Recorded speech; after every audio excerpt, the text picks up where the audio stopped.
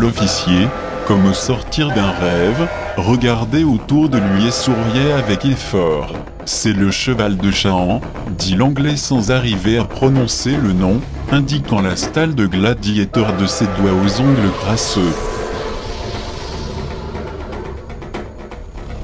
Froufrou était de taille moyenne, son ossature était étroite, sa poitrine également, quoique le poitrail fût saillant, la croupe était légèrement fuyante et les jambes, surtout celles de derrière, un peu cagneuses. Elle s'élança comme portée par des ailes. La jument s'épuisait, son cou et ses épaules étaient mouillés, la sueur perlait sur son garrot, sa tête et ses oreilles, sa respiration devenait courte et haletante. Quoique dépassé, Gladiator était là, tout près, et Azaan entendait toujours le même galop régulier et la respiration précipitée mais nullement fatiguée de l'étalon.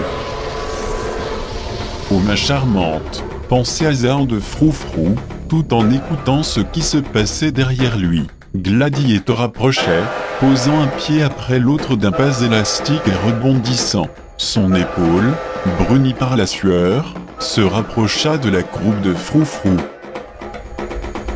La jolie bête prit son élan, elle s'envola comme un oiseau plutôt qu'elle ne sauta, et, comme Azaan le prévoyait, s'abandonna à la vitesse acquise qui la transporta bien au-delà du fossé.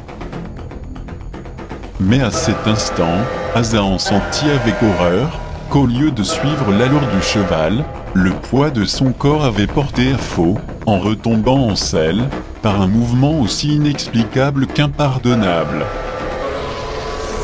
La jument, raidissant péniblement les jarrets, arrêta sa course rapide.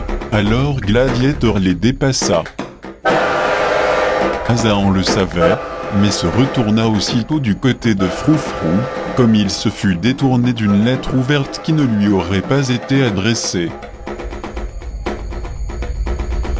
Et Gladiator monté par Chaahan sourit en passant, montrant ses longues dents, puis le son des sabots de Gladiator s'éloigna.